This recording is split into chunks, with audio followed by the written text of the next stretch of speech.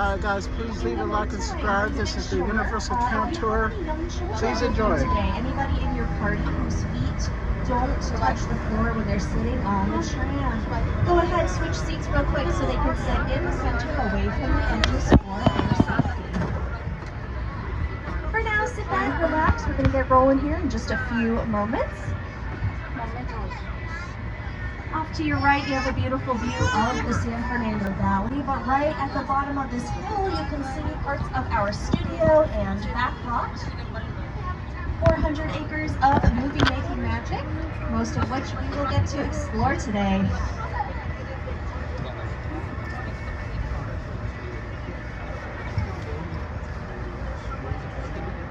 All right, well, you might be wondering who is chatting with you up here. Hello, my name is Michelle. I'm going to be your guide today as we head out on to our tour of our 400 acres.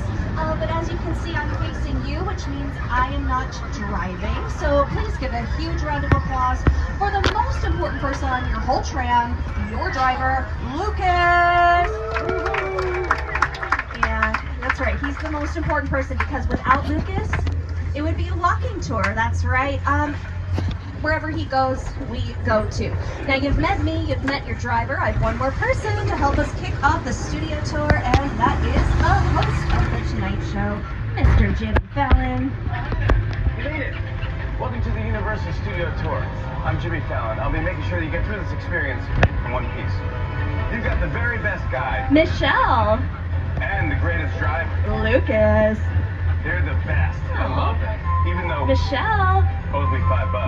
Oh. I know you guys are excited to get on the tour, but first, a few safety rules. Okay, Jimmy, whatever. I'll Venmo you. Now, he is right, though. We do have some rules to make sure we get back to the theme park in one piece. So first, if you need guest assistance, if you have a medical emergency, drop something of value off the side of the tram, have any sound or video issues, reach up, grab that red emergency cord that runs along the center of the ceiling of the tram. We'll stop the tram and I will be back to assist you when it's safe for you to do so. Otherwise, do remain seated at all times. The studio is private property, so if at any time you drop your phone, can't wait to use the restroom, hold the cord and remain seated. No smoking of any kind on the tour today. And please be prepared. Our tour features loud noises, fire effects, water effects, and many sudden tram movements. So be sure to hang on to your belongings and hang on yourselves. And finally, for your safety and those around you, please refrain from using selfie sticks while on board. All right, folks, let's get back to the fun. Now we are headed down our timeline, our universal timeline of films. Hopefully you can find some posters of your favorites. But coming up on your right is Fire Station 51.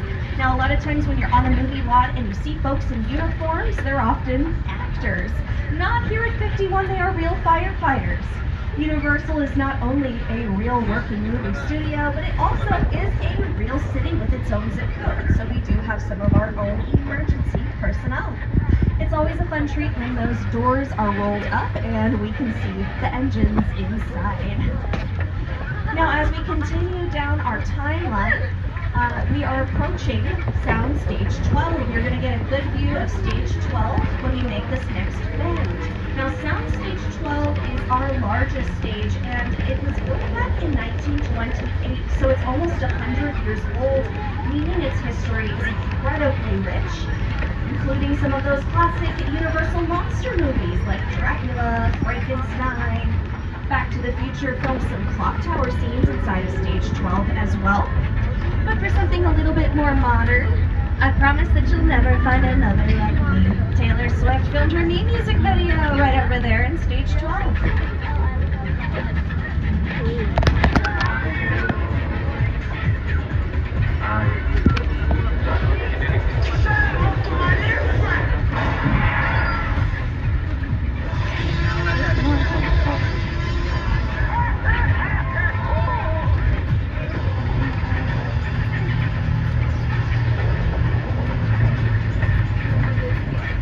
Couple more examples of Stage 12's history. Now we are passing more sound stages off to your left, and we will pass many in general on this tour, so always keep your eyes peeled.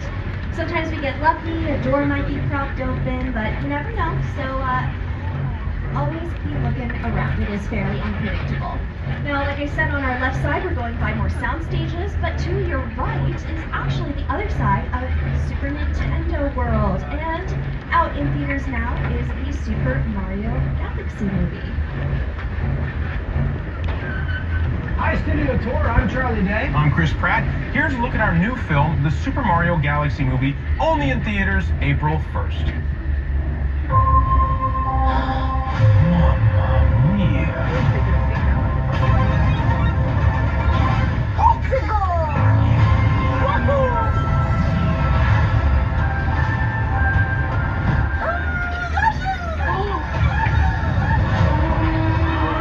Finish this, Lou.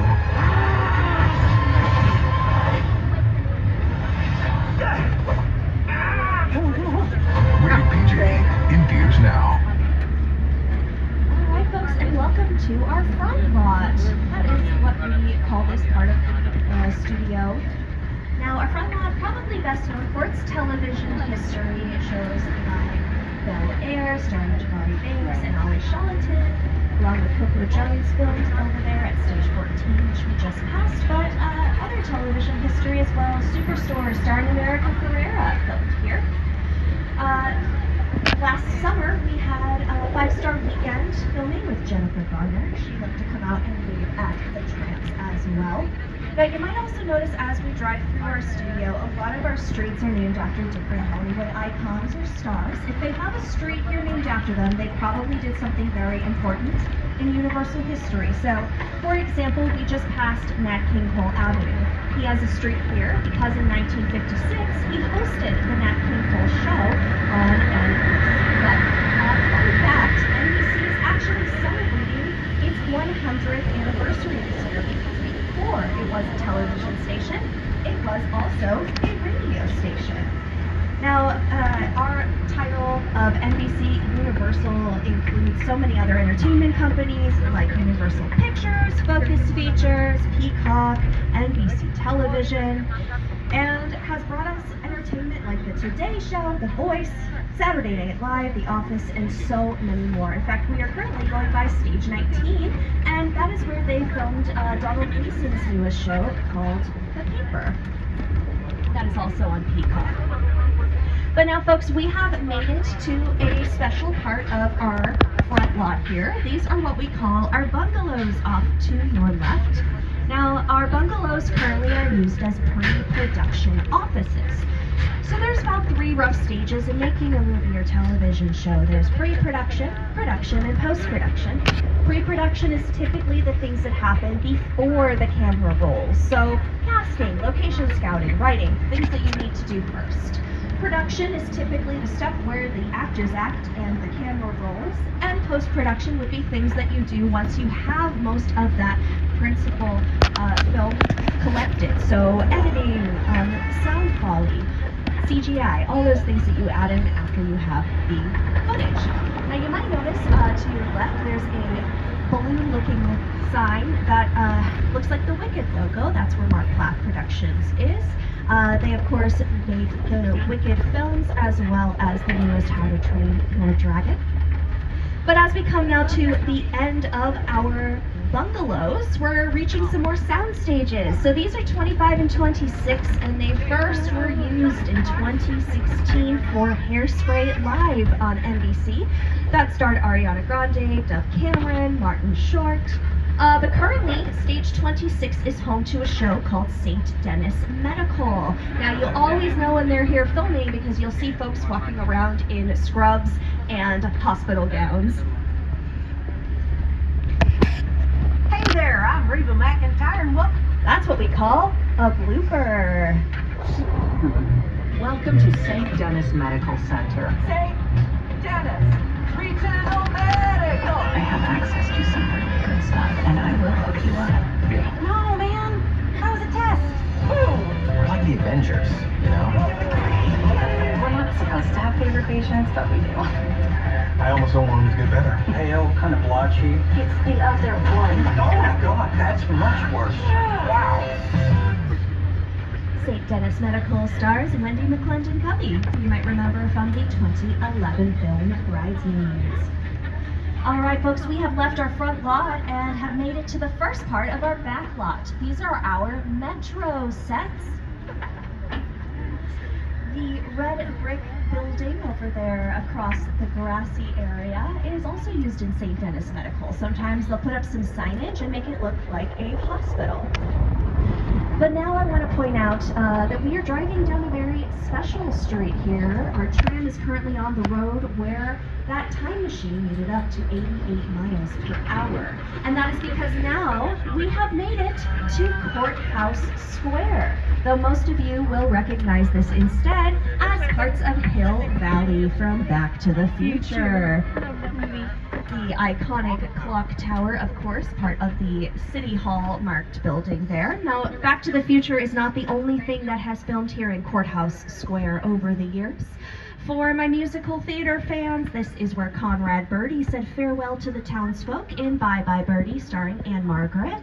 But also one of our Academy Award-winning films, To Kill a Mockingbird, based on the Harper Lee novel, starring Gregory Peck, filmed some exterior courthouse scenes here in Courthouse Square.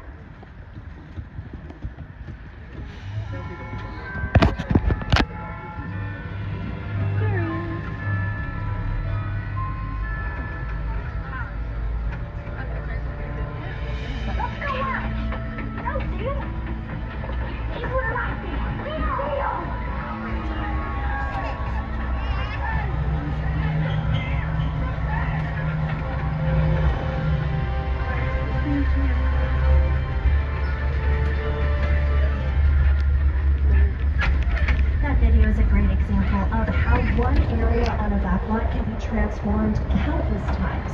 Now, take a quick look to your left as we roll by this next street here, the one with the staircases and those lampposts. Now, you just saw the other side of it, but I like to point it out again because it might look familiar to you in this next example. Place the door! Outside bad, outside good. Inside bad, outside good.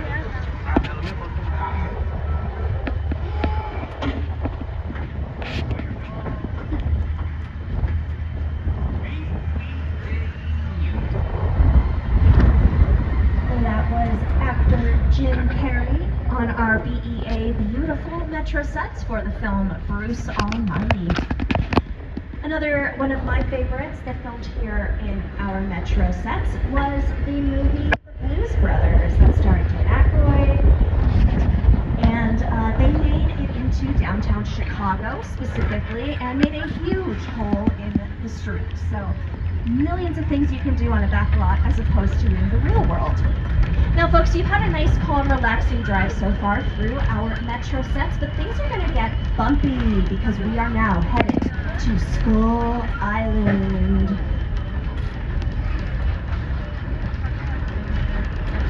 It's the original King Kong that made me want to direct movies. I saw that movie on TV when I was about 8 or 9 years old, and I wanted to become a filmmaker. I like films that just take you away from your real life and sweep you up an adventure. And to me, Kong literally does that. I mean, you're on board the ship, you're sailing to a lost island, you're encountering monsters, creatures from prehistoric times. So I was thrilled when Universal invited me back to Skull Island. And it's great to have you along for the ride. We're about to return to Skull Island. Alright, folks, as the anticipation builds while we are waiting for Skull Island to open up, I do have to remind you, please remain seated at all times, keep those arms and legs inside of the tram, secure your belongings, and of course, hang on yourselves. Welcome to Skull Island.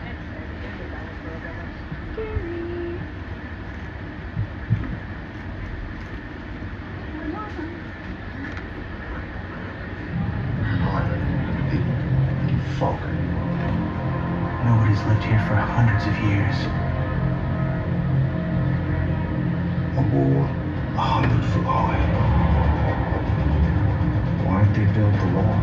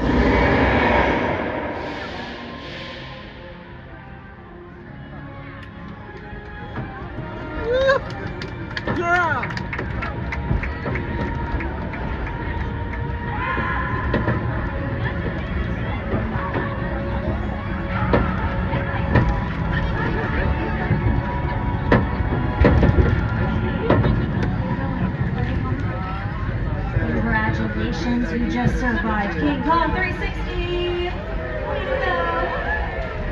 Yeah, bravest tram in all the land, exactly. In fact, I find that my smallest adventurers are usually the greatest ones. Way to go, friends.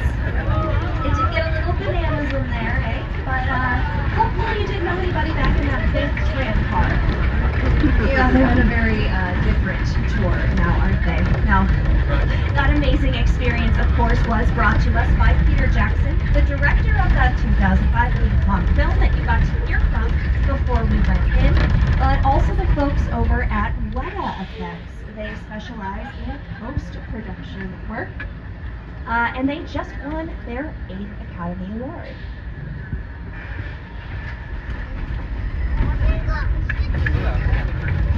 Now, as we leave Skull Island, we get to see another angle here of our metro sets. Off to your left, you'll get some more peeks at parts of Courthouse Square, as well as Brownstone Street I pointed out earlier. But currently, right now, we are driving down a street known as London Square. The area we're approaching, coming up on your left, it's going to look like a cute little courtyard area. That was used in Ted Danson's show, A Man on the Inside. But sometimes our metro sets and our other sets as well play themselves. For example, the street we're driving on right now, London Square Street, was used in the reboot of Will and Grace, where Megan Mullally's character takes a tram tour. Now, as we continue here through our metro sets, you get a great example of a facade, which is a painted wall to look like something else, as well as practical sets on the other side. And those are the fully fleshed out buildings that you're seeing. Both have their place, both are very important, and work together beautifully.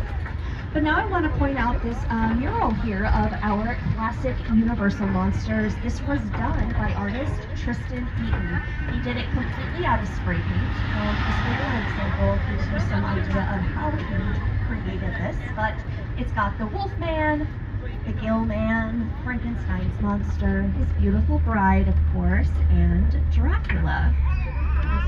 For something a little more modern, though, over to your left, you might recognize that red V logo on the side of Stage 30. That, of course, is home to The Voice. And one of the judges from The Voice last season was Reba McEntire. Now, Reba's other show films here, as well as you got a sneak preview a few seconds ago there. Across the water here at Stage 33 is home to Happy's Place. Place. We shoot our heartfelt comedy right here on the Universal Lot. Now, like most TV shows, we are a multi-camera sitcom, meaning several cameras capture every scene from a different angle, all at the same time. Each episode is about a week away, from the first read-through of the script to rehearsals to taping in front of a live studio audience. And let me tell you, every step is a blast. Enjoy the ride, and we'll see you at Happy's Place. I'm starting to sweat. I was thinking about it. The management is supposed to ask the winner now. That hasn't been true for 30 years. I haven't dated in 30 years. Happy's Place, Friday on NBC and Peacock. All right, folks. Now, like I said, Happy's Place uses Stage 33, and we've pulled up to another soundstage here. I did get to tell you a little bit about them at the beginning of the tour. But before we pull in, I do have to let you know we are past the approximate halfway point of the tour, so in the event of an emergency, needing assistance, needing to use the restroom, or dropping something of value, you can pull the emergency cord, but otherwise remain seated. Alright, now I know I just told you these safety rules, but when we do go through Stage 50, I do want to make sure you keep them in mind and make sure you keep your arms and legs and items secured inside of the tram. You know, I would just really hate for something to drop or get touched and have it mess with the continuity that the art department has so expertly established in here. Now, about 80 to 90% of all filming takes place inside of sound stages because they are, in fact, that efficient.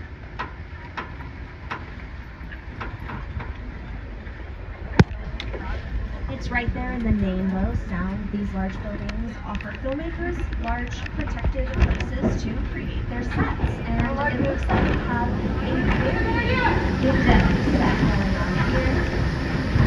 This art department has done an excellent job really selling the location. We know exactly what city we're in. Oh, that's Crafty. That's where you get your snacks, folks. Crafty, most important part of any set. Always know where the snacks are.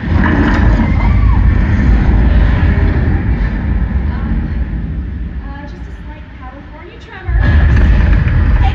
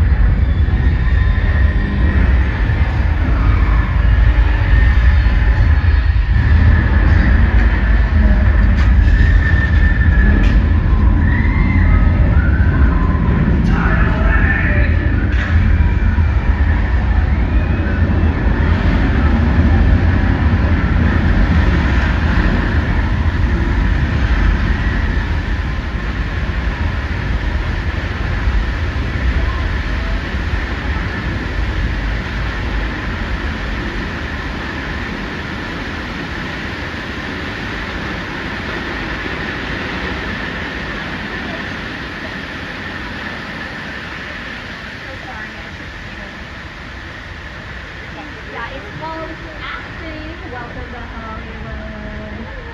That's right, that's showbiz, baby. All right, now that was named earthquake. It would be weird if it was named tornado, right? Now that originally was based on the 1974 film Earthquake, starring Ada Gardner and Charles Heston. And well, a couple years ago now, for our 60th anniversary, we updated all those copies of the video. This century. Very exciting stuff.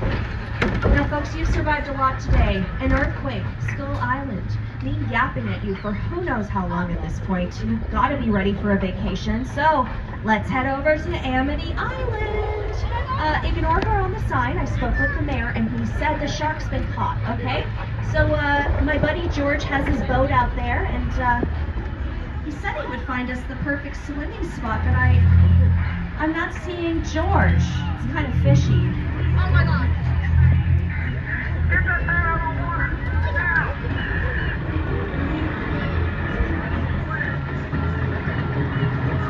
Oh, there's George. Hi, we're over here.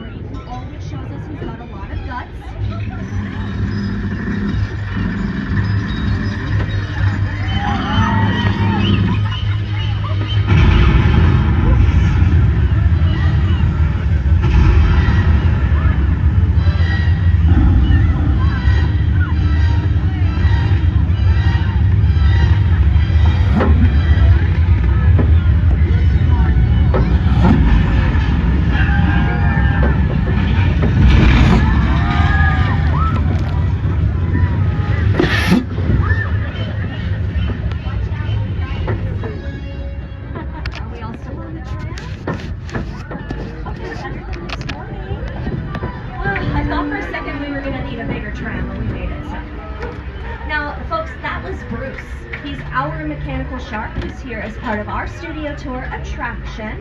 And our Bruce was named after Bruce, the mechanical shark used in filming Jaws out on location in Martha's Vineyard in the 70s. And that Bruce was named after director Steven Spielberg's lawyer Bruce. That's right. Now that one was a human. That's right. Now, does anybody happen to have any guesses as to why that fire was so hot? It was real. Yeah, the fire, the water, even that shark effect were all production level practical effects, right? They were not added in during post-production with computers. So we're going to see another display now of practical effects, this time more in the vein of weather. And our tour began on July 15th, 1960. This attraction joined the tour in 1968, so it is a classic still on the route today. And regardless of the weather here in beautiful Los Angeles, this is the place I can always guarantee extreme. Being able to control the weather is an impressive feat for filmmakers, and they do some beauty. One is that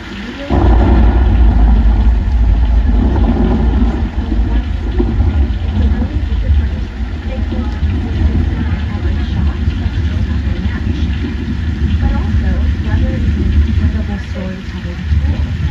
If we have horror, how much scarier are those scenes when the thunder's crashing and the lightning's flashing right at all?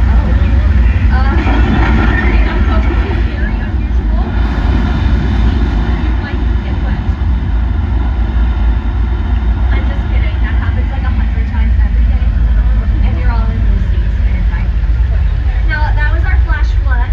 You might recognize it from Lady Gaga's Judah Us music video, or maybe from the film Backlot. Liars starring Brittany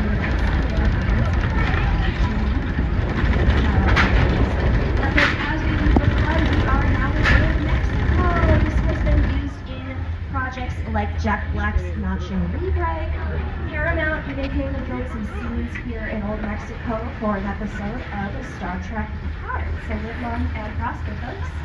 Now we are headed into 6 Points. This is our western town. Over to your left, you're going to be passing by a opera house with red curtains. That was used in Quentin Tarantino's film Once Upon a Time in Hollywood. That's where young actor Julia Butters sat and comforted Leonardo DiCaprio's character on the set of their western within the film. They also filmed some scenes here where Brad Pitt's character drops off Leonardo DiCaprio's character for filming. Now, 6 Points. This is our western town, of course, but it was called 6 Points because back in the early days of the studio, there were 6 streets with 6 different productions filming simultaneously. And they were able to do that because yeah, they were silent films. It didn't matter how loud each one was being, they could all work together. 6 Points is a great example of how different facades and sidings can be changed to make one area look completely different. A lot of what looks like brick or stone is actually like a plastic or plywood kind of situation. It makes it a lot easier for filmmakers to change out different looks for whatever project's coming through. It's a lot lighter than real brick or stone, and it's much more affordable as well. Now, the next part of our tour is going to look a little familiar. We have to loop back nearby Amity Island just to get to the rest of our tour. So, this time when we drive by Amity Island, I'm going to let you hear from the director of the film Jaws himself. The Jaws ride was almost the inevitable result of the size of the box office when Jaws first opened in June of 1975. And that was really the first time I ever got involved in the creation of a ride. It was a great honor to be invited into a greater circle of tremendous designers and Universal who were trying to figure out how to replicate what the movie had done to audiences in a real way by building a physical shark that would come out of the water and terrify tourists as they were sitting in the traffic. And the most amazing thing about the Jaws ride is it is exactly as it was from the time it was first placed on Universal Lot. There have been tweaks, of course, over the years, but it is essentially what the designers and myself all envisioned and created.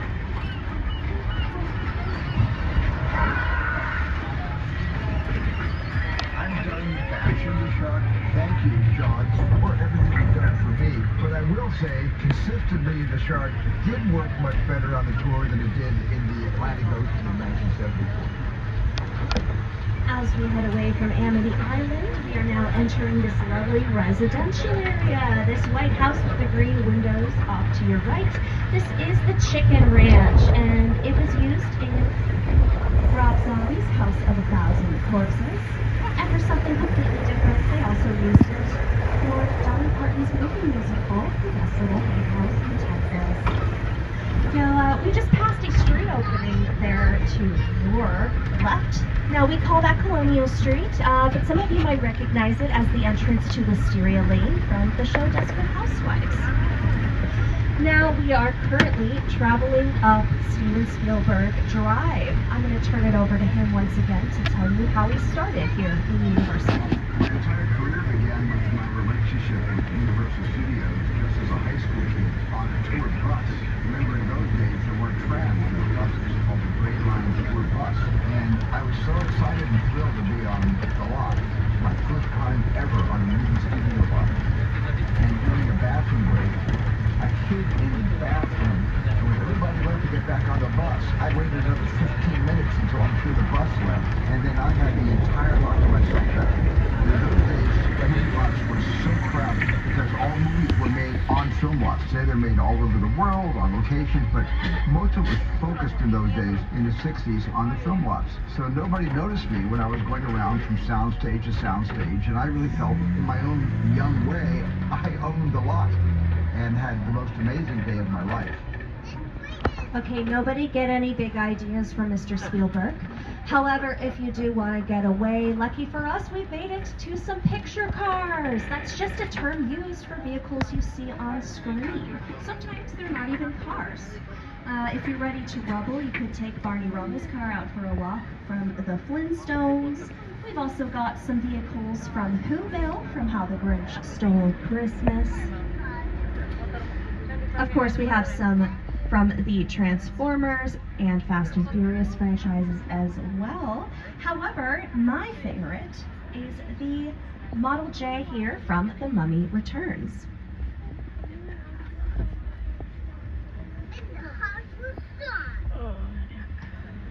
If you saw that tram back there, that glamour tram, that is one of our original trams that ran back in 1964. That's what you would be taking the tour in if you were here then.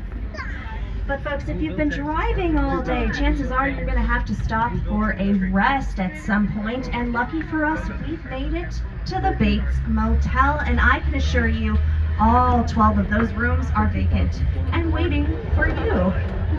Now, I do have to admit, folks, this is a little unusual. Normally, all of the picture cars are around the corner together.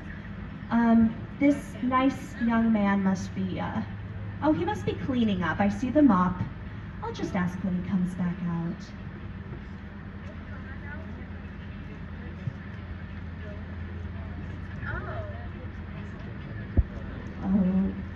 Oh no. Okay, nobody make eye contact, nobody move. Maybe he won't see us? Oh no. Oh boy. Lucas, get us out of here!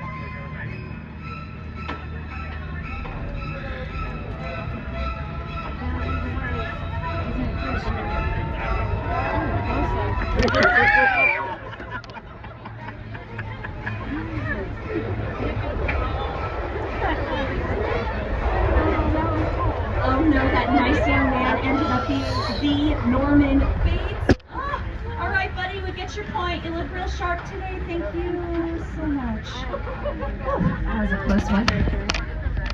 never sitting this far back. Alfred Hitchcock's film Psycho from 1960 was the very first film to show a flushing toilet on screen. Yeah, just some silly movie trivia for you there. Yeah. But that is the only potty humor I have as part of my tour for you today. Now, folks, I got to show you a nice movie a few moments ago. This one has definitely seen better days. Welcome to Steven Spielberg's set from his Paramount film, The last time we were here, there was a group sitting behind me that was like, that's not a real plane. That's not a real plane. It is big. And I'm sitting there like, alright, it is. Tell them otherwise. They're not going to believe me. Set that is all designed around the vision of the studio. First, again, you sit down and talk about the world. Well, I thought, what if the 747 goes down right in a big neighborhood? Because it's just something you don't see. You're doing good. You're doing big. That's me. That's me. Now, listen, I want you to close your eyes, okay? Now I'm closed. Oh, they're doing something in there. It could be a huge. Maybe they want to Robbie, get in. It looks like a school. Yeah. Get in. War of the Worlds starred Dakota Fanning and Tom Cruise. For those of you curious, yes, that is a real 747. Alright folks, we're about 10-ish minutes away from the theme park, so just as a quick reminder, please remain seated at all times, and in the event of an emergency or needing assistance, you can pull the emergency cord. Alright, but as we giddy up on out of War of the Worlds, I'm now excited to welcome you to the real set of Jupiter's Claim from Jordan Peele's film, Nope.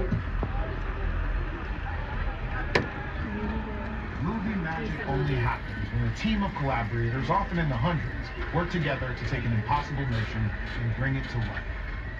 This is Jupiter's Claim, a nostalgic, small-time Southern California amusement park owned by former child star Ricky Jr.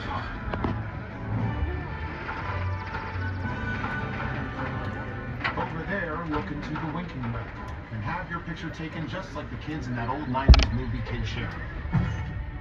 That's what this whole place is loosely based on. Remember that one? No? Why? A little further down, you can see the brand new Star Lasso experience. Built to showcase an unbelievable new live show. It's not looking so live anymore. Anyway, behind this Hollywood fantasy, old rugged frontier town, lies a sinister secret. Yeah, bye. Yeah, we got it. And smack dab in the center of the hotspot. What's that miracle? Welcome to the world of Nope.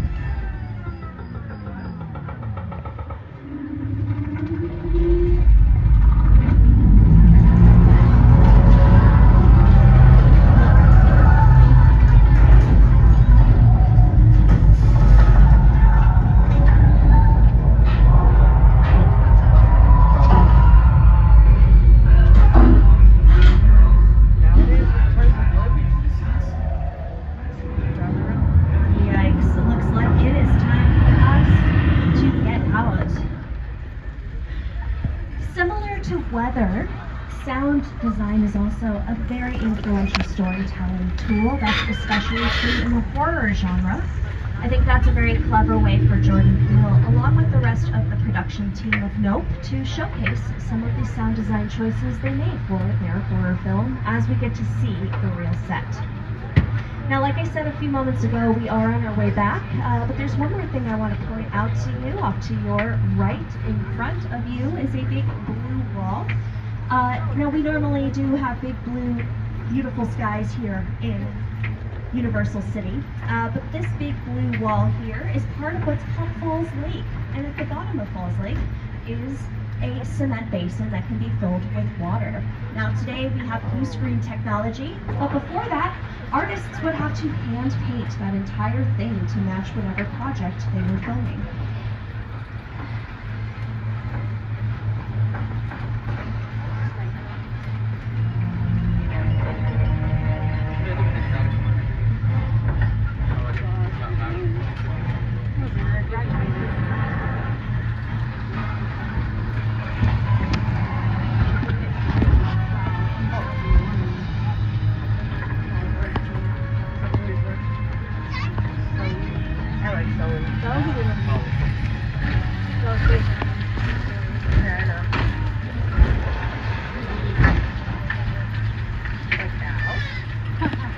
Alright folks, we're now just around the corner from our unload area. Thanks so much for joining me today on your tour of the studio. If you're interested in any of the titles you saw, you can visit uph.com, and if you're looking for wait times, show times, park hours, more things to do, you can check out the studio directory signs around the park, as well as the Universal Studios Hollywood app on your phone. Now, it may take just a few moments for those tram doors to be opened up for you. Make sure you remain seated until they do. Watch your head, watch your step, grab all your belongings when you get off of the tram as well. And be sure to join us for Fan Fest nights later this month and select dates in May. Now, as we say here in Hollywood, that's a wrap. My name is Michelle. I was your guide. Your driver was Lucas. Unless you didn't like the tour, then we work Linda and Elphaba. Have a great rest of your day. Okay, bye. Stay hydrated. Alright guys, please leave a like and subscribe. Take care.